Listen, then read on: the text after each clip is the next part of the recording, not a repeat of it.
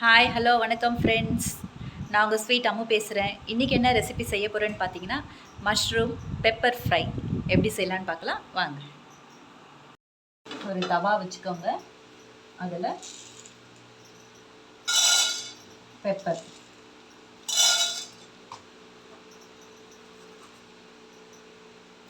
சோம்பு ஒரு கைப்பிடி, சீரகம் ஒரு கைப்பிடி,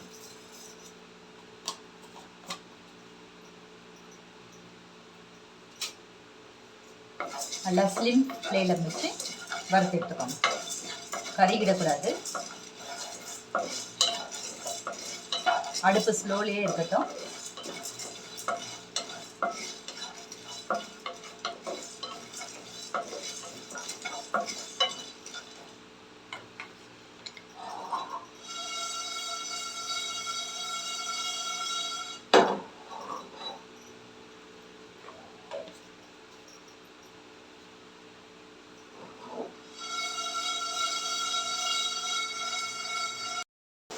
மிளகு நல்லா வறுப்பட்டுச்சு.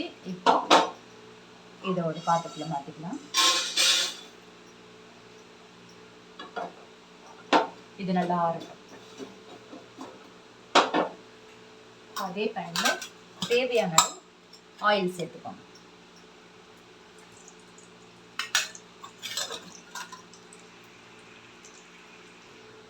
ஆயில் சூடாயிடுச்சு. இப்போ கடுகு சேர்த்துக்கலாம்.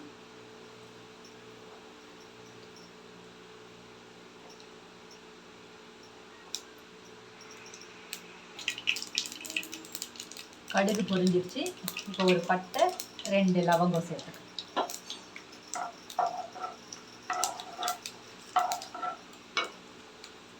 அடுத்தது வெங்காயம் சேர்த்துக்கலாம்.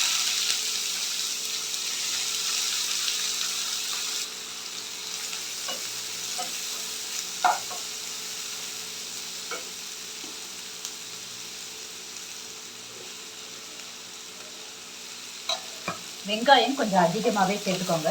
நான் 3 பெரிய பெரிய வெங்காயம், ஒரு 3 வெங்காயம் எடுத்திருக்கேன். 2 காளான் பேக்கெட் வாங்கியிருக்கேன். அதுக்கு தகுந்த மாதிரி நான் எடுத்திருக்கேன்.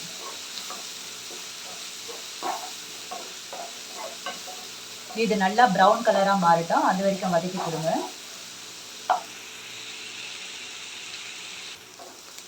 வெங்காயம் இந்த கலரில் மாறினதுக்கப்புறம் இஞ்சி பூண்டு 2 ஸ்பூன் சேர்த்துக்கோங்க.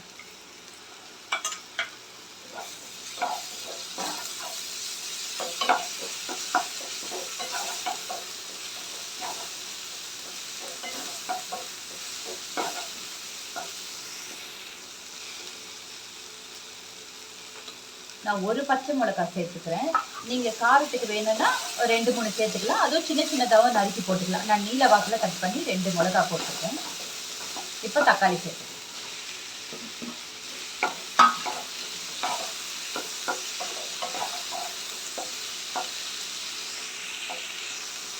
தக்காளி வதங்கிட்டு இருக்கட்டும். அதுக்குள்ளே நம்ம ஃபஸ்ட்டு வறுத்து வச்சோம் இல்லையா, இதை அரைச்சி எடுத்துட்டு வந்துடணும்.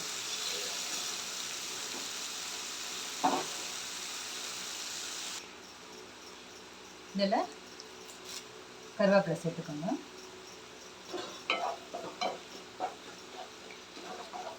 கருவேப்பிலை சேர்த்து நல்லா வதக்கி கொடுங்க.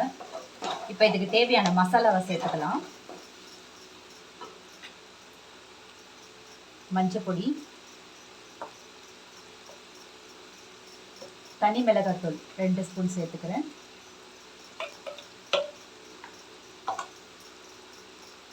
தனியாத்தூள் 2 ஸ்பூன் சேர்த்துக்கிறேன். கரம் மசாலா 1 ஸ்பூன் சேர்த்துக்கிறேன்.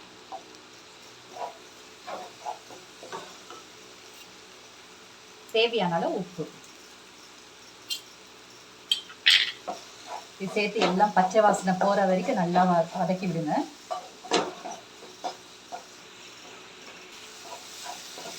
இப்போ இதில் கொஞ்சம் லைட்டாக தண்ணி சேர்த்துக்கலாம். ரொம்ப வேணாம், லைட்டாக சேர்த்துக்கோங்க.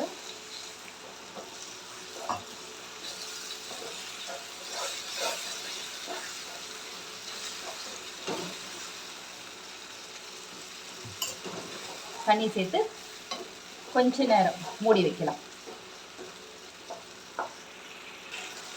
இப்போ மூடி வச்சிடலாம். ஒரு 3 நிமிஷம் கழிச்சு இப்போ எடுத்து பார்க்கலாம். பாருங்க, எண்ணெயெல்லாம் திரிஞ்சு எல்லாம் மேலே வந்துருக்கு. இப்போ இந்த சமயத்தில் நம்ம காளான் சேர்த்துக்கலாம். காளான் நான் உப்பு போட்டு கழுவி எடுத்து வச்சுருக்கேன். நீங்களும் அந்த மாதிரி கழுவி எடுத்துக்கோங்க. உப்பு போட்டு கழுவினா மீன் கழுவுற மாதிரி கழுவிடாதுங்க. காளான் உடஞ்சி தூள் தூளாக போயிடும். ஜென்ட்லாக மைல்டாக வாஷ் பண்ணி எடுத்துக்கோங்க. உப்பு போட்டு கழுவி எடுத்திங்கன்னா அதில் இருக்க நச்சுத்தன்மைலாம் போயிடும். அதுக்காகத்தான்.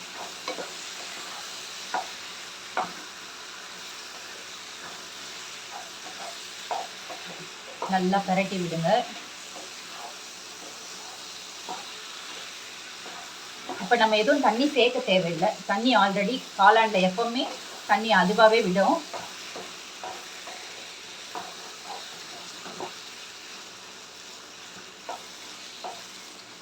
இப்போ மூடி வச்சிடலாம்.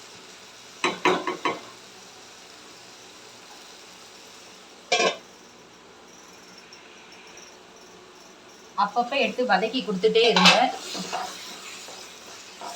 இப்போ வந்து நம்ம அரைச்சி வச்சோம் இல்லையா, மிளகு, சீரகம், சோம்பு, இந்த பவுடரை உள்ள சேர்த்துக்கோங்க.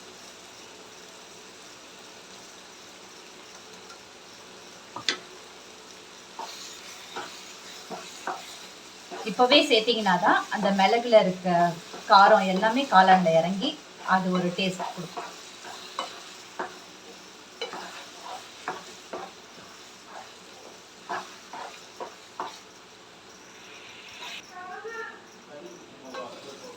இங்க பாருங்க, தண்ணி எவ்வளோ தண்ணி வந்திருக்கு பாருங்க. தண்ணி நம்ம சேர்க்கவே இல்லை, ஆனால் எவ்வளோ தண்ணி வந்திருக்கு பாருங்க. இந்த மாதிரி பெரட்டி விட்டுட்டே இருங்க. இன்னும் ஒரு 5 நிமிஷத்துல காளான் ரெடி ஆயிடும்.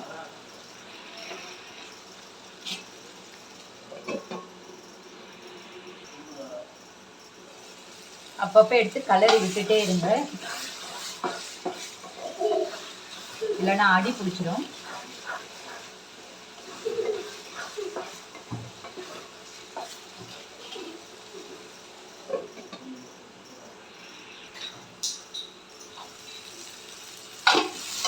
பாருங்க, மஷ்ரூம் பெப்பர் ஃப்ரை ரெடி ஆயிடுச்சு. இப்போ வந்து கடைசியாக கொத்தமல்லி தூவி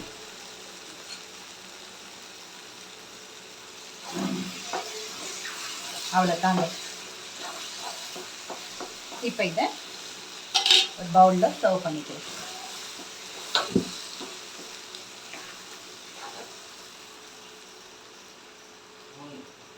பாருங்க, மஷ்ரூம் பெப்பர் ஃப்ரை.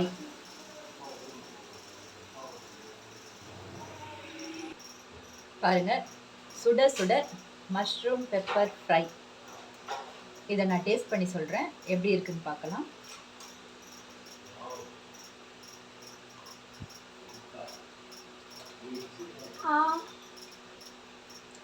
என் பையனும் கேட்குறான், சூடாக இருக்கு.